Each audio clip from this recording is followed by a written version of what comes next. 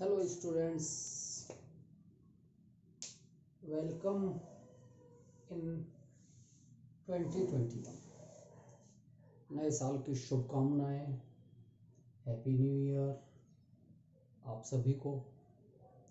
मैं professor N Singh, department in physics, government PG college Karauli. विद्यार्थियों, आप सभी को पुनः नववर्ष की बहुत बहुत शुभकामनाएं। और इसके साथ ही एक और शुभकामनाएं इस रूप में कि जो पिछला वर्ष था 2020 एक पेंडेमिक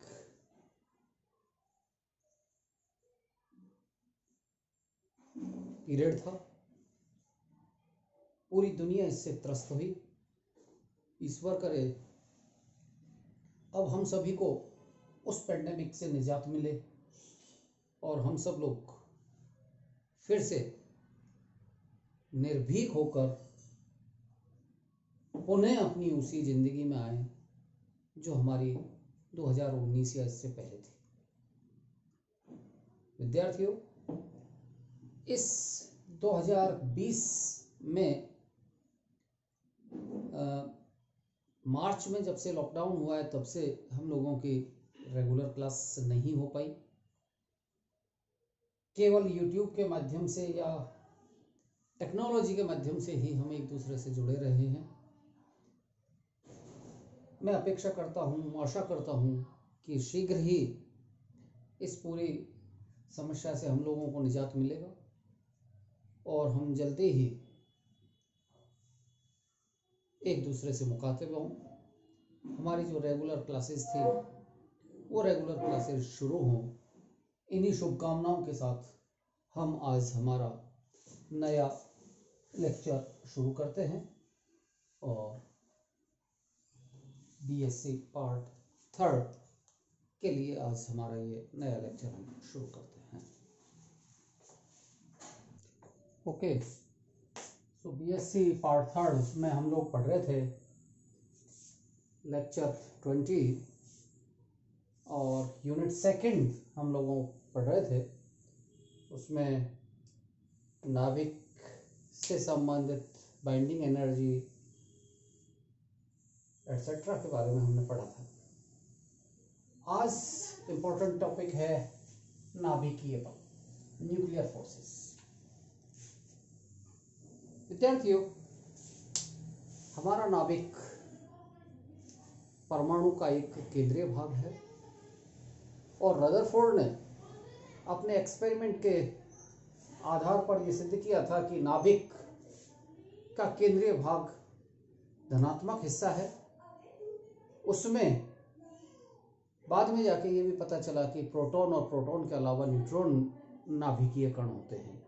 नाभिक के जो घटक हैं, दो ज्यादा न्यूक्लियॉन्स जिनको हम नाभिकीय कण कहते हैं, which are proton and neutron. ये दो तरह के पार्टिकल होते हैं। प्रोटॉन धनात्मक है, न्यूट्रॉन उदासीन कण है। नाभिक में इन प्रोटॉन और न्यूट्रॉनों के मध्य लगने वाले बल, इन बलों का नाम ही हम नाभिकीय बल कहते हैं। प्रोटॉन और न्यूट्रॉनों के मध्य में 3 तरह के बल हो सकते हैं। पहला, न्यूट्रॉन और न्यूट्रॉन के बीच का बल। दूसरा, प्रोटॉन और प्रोटॉन के मध्य का बल। और तीसरा, न्यूट्रॉन और प्रोटॉन के मध्य का बल। ये बल हो सकते हैं।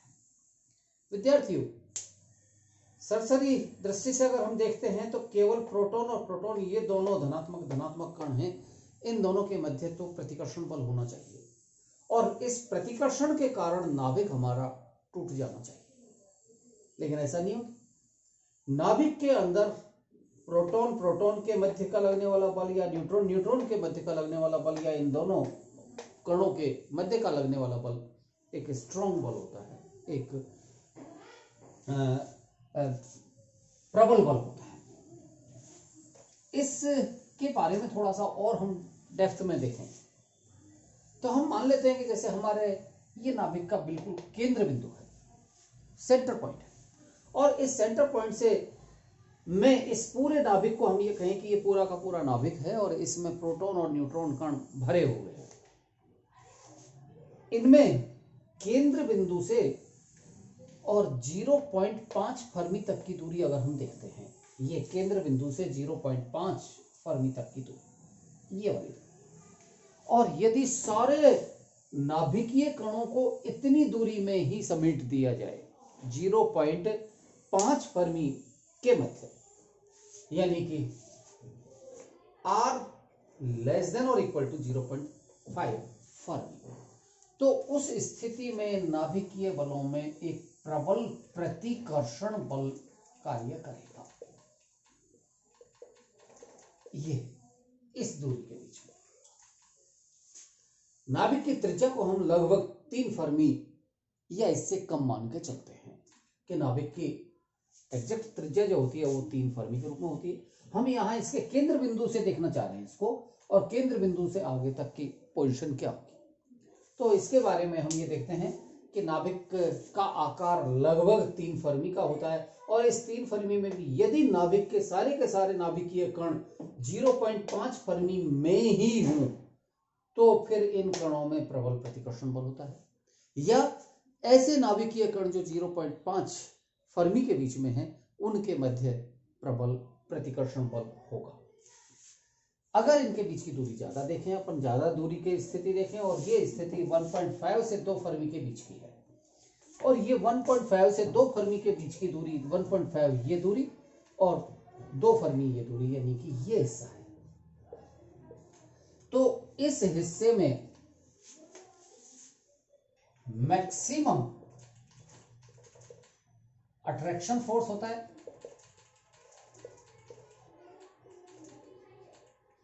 और ये फोर्स ही एक प्रबल बल है, प्रबल आकर्षण बल है, और इस बल का नाम ही नाभिकीय बल होता है। ये आकर्षण नेचर का होता है, प्रकृति का होता है, और इस भाग में, इस वाले भाग में ही जितने भी नाभिकीय कण हैं उनके मध्य प्रबल आकर्षण बल होता है, यानी कि ये नाभिक का वो हिस्सा है जो सबसे घना हिस्सा होता है, जिसकी डेंसिटी सबसे ज्यादा होती है।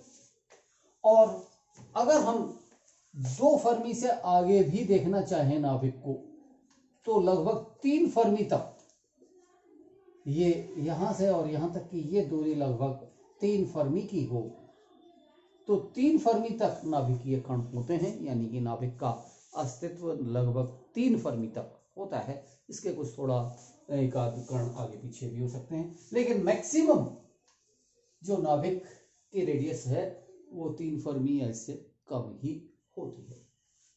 अगर हम इससे ज्यादा दूरी की बात करते हैं, r greater than 3 Fermi, 3 Fermi से ज्यादा की दूरी की बात करते हैं, r ग्रेटर देन 3 फर्मी, तो उस स्थिति में प्रोटोनों के मध्य लगने वाला बल, प्रोटॉन इनके मध्य लगने वाला बल, जिसको अपन कूलम बल कहें या इलेक्ट्रोस्टैटिक फोर्स कहें, तो ये बल कार्य करने लगते हैं, और फिर इनमें प्रतिकर्षण का बल कार्य करने लगता है। 3 फर्मी से ज्यादा दूरी पर इनमें प्रतिकर्षण का बल कार्य करता है, और इसके बाद में अगर और दूरी की बात करते हैं, r greater than 4.2 Fermi, r greater than 4.2 Fermi, तो उस स्थिति में फिर नाभिक के नाभिकीय कणों में, यानी कि प्रोटॉन और न्यूट्रॉनों के मध्य किसी भी प्रकार के बल कार्य नहीं करते हैं। इसका मतलब यह हुआ कि नाभिक का आकार लगभग 3 फर्मी के आसपास होता है, और इस 3 फर्मी में नाभिक के नाभिकीय कणों में, जिनमें प्रोटॉन होते हैं और न्यूट्रॉन होते हैं, इनमें प्रोटॉनों के मध्य, न्यूट्रॉनों के मध्य और न्यूट्रॉन प्रोटॉनों के मध्य लगने वाला बल नाभिकीय बल कहलाता है। यह नाभिकीय बल प्रबल आकर्षण बल होता है। तो ये नाभिकीय बल कहलाएगा, प्रबल आकर्षण बल। अब इसमें हम ये देखें कि इसके अभिलक्षण किस तरह के हैं, कैसा ये बल है। किन परिस्थितियों में कैसे कैसे ये कार्य करता है, तो थोड़े से इसके अभिलक्षण देखते हैं हम, इसके characteristics. So next the characteristics of the nuclear forces, नाभिकीय बलों के अभिलक्षण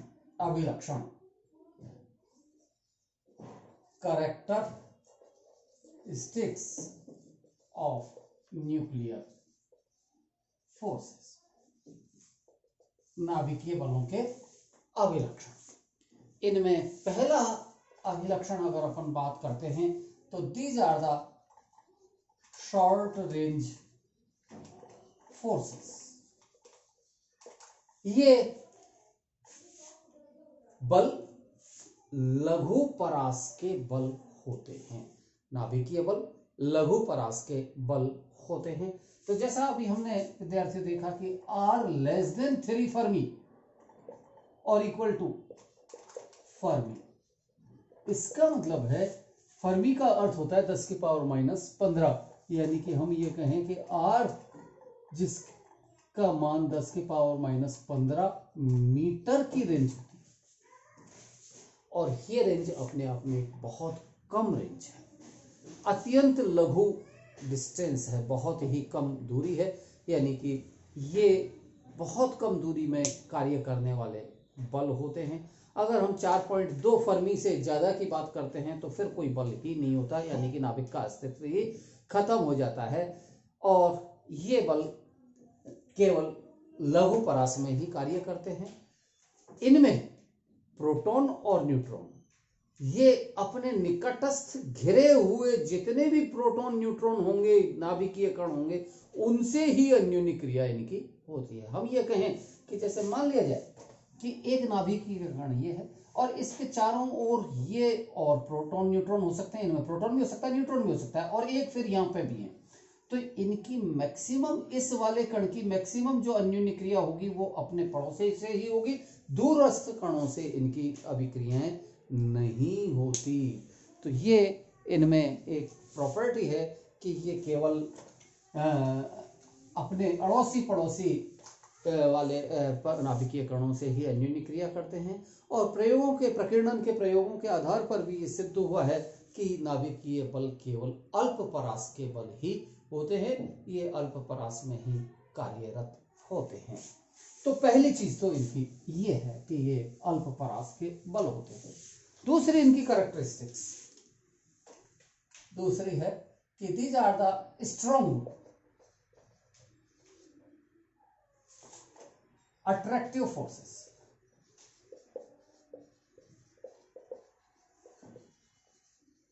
ये बल प्रबल आकर्षण प्रकृति के बल होते हैं।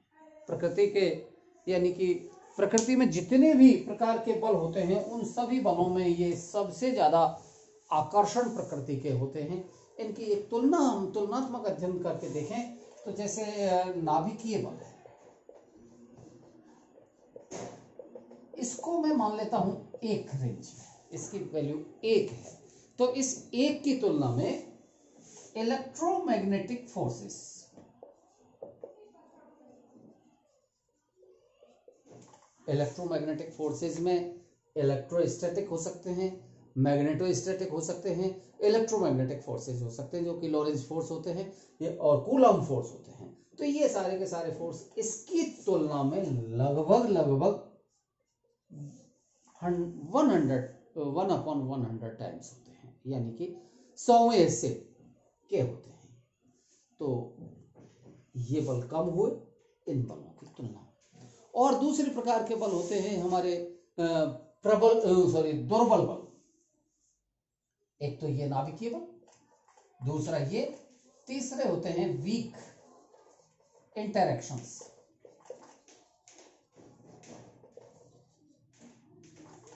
दुर्बल अन्योन्य क्रिया के बल, और ये बल इनकी तुलना में 10 की पावर -5 से लेकर 10 की पावर -15 या 14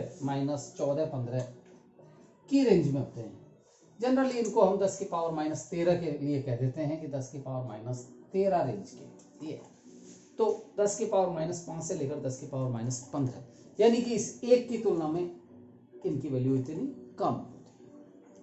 और चौथी प्रकार के जो बल हैं, ये सारे के सारे बल फंडामेंटल फोर्सेस हैं जो हमारी नेचर में पाए जाते हैं, हमारी प्रकृति में पाए जाते हैं।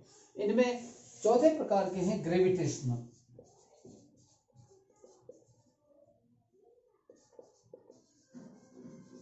फोर्सेस, और इनकी रेंज होती है लगभग इनकी तुलना में 10 की पावर -39। आप सोच सकते हैं कि हमारी पृथ्वी और हमारा पूरा सौरमंडल और पूरा ब्रह्मांड गुरुत्वीय आकर्षण बलों से बंधा हुआ है, ब्रह्मांड, लेकिन नाभिकीय बल की तुलना में ये बल इतना क्षीण बल होता है। तो हम ये सोच सकते हैं कि नाभिकीय बल अत्यंत ही स्ट्रॉन्ग बल होते हैं और इनकी प्रकृति आकर्षण की प्रकृति होती है, यानी कि नाभिक से नाभिकीय कणों को, जिनमें प्रोटॉन न्यूट्रॉन होते हैं, इनको तोड़ पाना और इनको अलग कर पाना उतना ही मुश्किल कार्य होता है, जो बहुत ही रेयर। नेक्स्ट जो इसके कैरेक्टरिस्टिक्स में है तीसरा बिंदु, और तीसरा बिंदु है कि प्रचक्रण की निर्भरता, third dependence of the spin, spin dependence, प्रचक्रण की निर्भरता। विद्यार्थियों, नाभिक में नाभिकीय कण न्यूट्रॉन और प्रोटॉनों के बीच में लगते हैं। न्यूट्रॉन प्रोटॉन दोनों का स्पिन ± होता है। इनका जो स्पिन है, चाहे न्यूट्रॉन की बात करें या प्रोटॉन की बात करें, इनका spin s = ±1, +1/2 spin up, -1/2 spin down, यानी कि ये इनकी अपनी ही अक्ष पर गति क्लॉकवाइज हो सकती है, एंटी क्लॉकवाइज हो सकती है। अगर नाभिक में नाभिकीय कणों का प्रचक्रण समांतर होता है तो इनके मध्य आकर्षण बल होता है और इनका नाभिक एक बद्ध नाभिक होता है। जबकि यदि इनका प्रचक्रण प्रति समांतर हो तो उस स्थिति में नाभिक के नाभिकीय बलों में आकर्षण बल नहीं होता और उस स्थिति में सिस्टम हमारा, नाभिक हमारा अपरिबद्ध अवस्था में होता है। इसका हम उदाहरण देख सकते हैं कि जैसे ड्यूट्रॉन है, ड्यूट्रॉन, इसमें एक प्रोटॉन है और एक न्यूट्रॉन है। अगर इन दोनों की स्पिन समांतर है, पैरेलल स्पिन है, तो उस स्थिति में निकाय हमारा या नाभिक हमारा बाउंड स्टेट में होता है। और यदि एंटी पैरेलल है, एंटी पैरेलल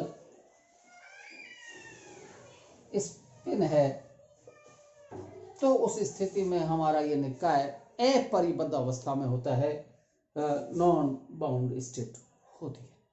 तो ये चक्रण की निर्भरता होती है। चौथा नाभिकीय बलों का अभिलक्षण होता है, वो है चार्ज इंडिपेंडेंस। चौथा है चार्ज इंडिपेंडेंस।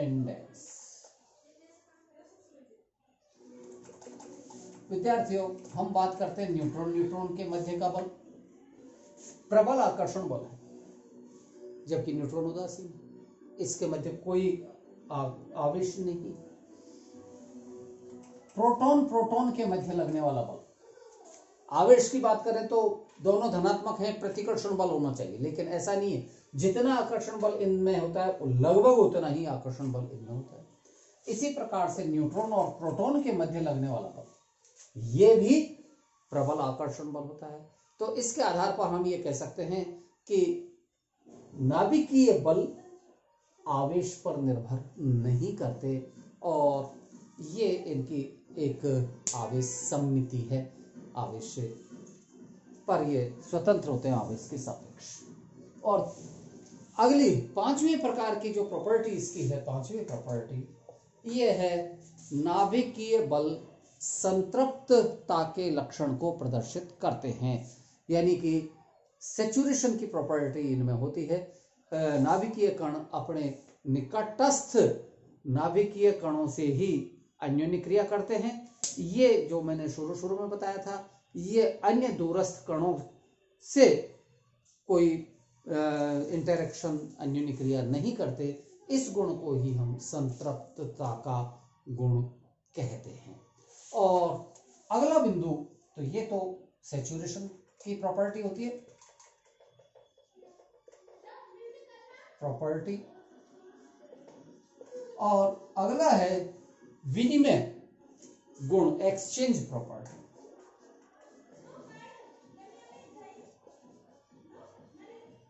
Exchange property. विद्यार्थियों, हाइजेनबर्ग ने नाभिकीय बलों को एक्सप्लेन करने के लिए बताया था कि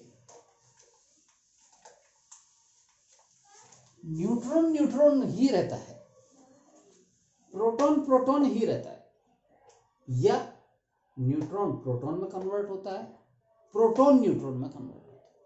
और इन पूरे प्रोसेस में हमेशा एक मध्यवर्ती कण बीच में बनता भी है और वो एनहिलेट भी होता है। और ये मध्यवर्ती कण में पाई मीसोन कण होते हैं। मीसोन का विनिमय होता है, यानी कि यहां से न्यूट्रॉन पायोन में बदलेगा और पायोन फिर वापस न्यूट्रॉन में बदल जाएगा। इसी तरह से यहां पर भी एक पाई, इधर ये पाई उदासीन हो सकता है, यहां पायोन पॉजिटिव हो सकता है और यहां पायोन नेगेटिव हो सकता है। इस तरह से पायोन कण इसके मध्यवर्ती कण होते हैं। इस प्रॉपर्टी का नाम होता है एक्सचेंज प्रॉपर्टी। इसके अलावा और छोटी छोटी इनमें अभिलक्षण हैं, जैसे अकेंद्रीय या टेंसर प्रॉपर्टी के ये बल होते हैं। तो ये नाभिकीय बलों के कुछ अभिलक्षण हैं। विद्यार्थियों, यहाँ पर ये एक इम्पोर्टेंट टॉपिक है और यहाँ पूछा जाता है, what do you mean by the nuclear forces and what are the characteristics of nuclear forces. तो ये एक टॉपिक मेरा आज का ये लेक्चर था, जिसमें नाभिकीय बल क्या होते हैं और नाभिकीय बलों के अभिलक्षण क्या है।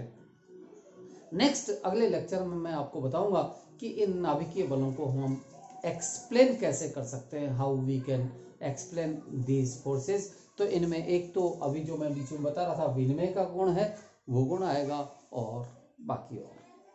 धन्यवाद।